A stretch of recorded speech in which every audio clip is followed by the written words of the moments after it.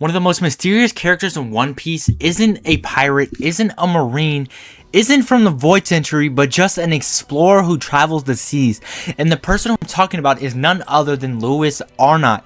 Now, I will say, this is one of the most mysterious characters in One Piece because we truly, and I mean truly, we know almost little to nothing about this character.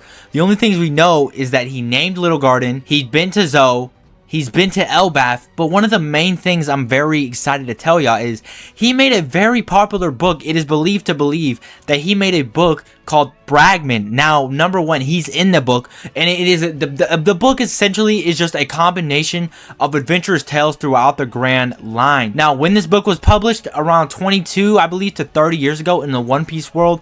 But another thing that raises concern is this guy alive or is he dead?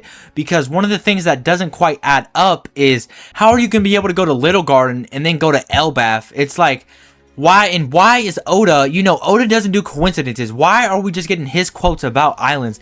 And the fact that he's being brought up all these chapters later really makes me question, who exactly is this guy? Could this guy be the man barked by flames? Could it be a new character? Could it simply just be he is an explorer of the seas?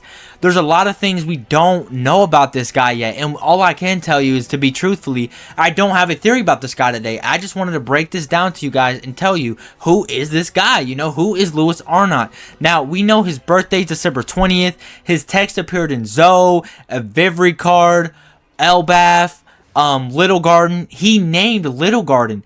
Now, another fun theory about this guy, though, is he could potentially be a giant. Hence the name he called the island. I want to bring emphasis to the fact we're talking about an island here. An island. He called that island Little Garden. And I'm like, why would he call an island that big with two giants Little Garden?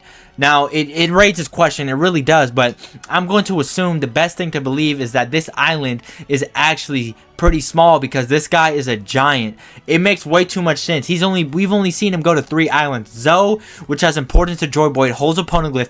Elbaf, which...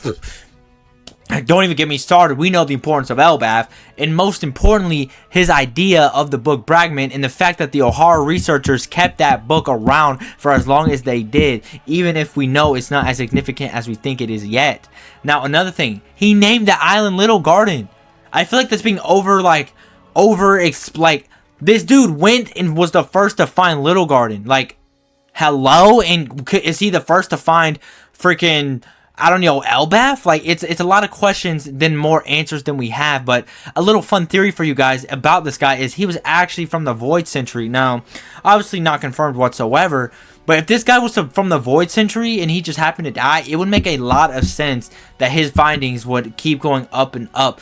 But another thing is, was the red line made before or after Joy Boy? Because that is one question we just don't know. And the reason I'm asking that is because if he was alive during the Void Century, then that means either the Red Line A existed or it didn't exist. And the Grand Line, I'm assuming, wasn't even conceived of because it was simply just one continent or ocean, and there were just islands along the way.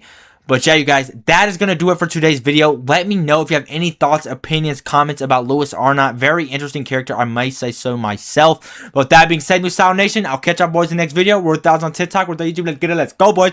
Peace.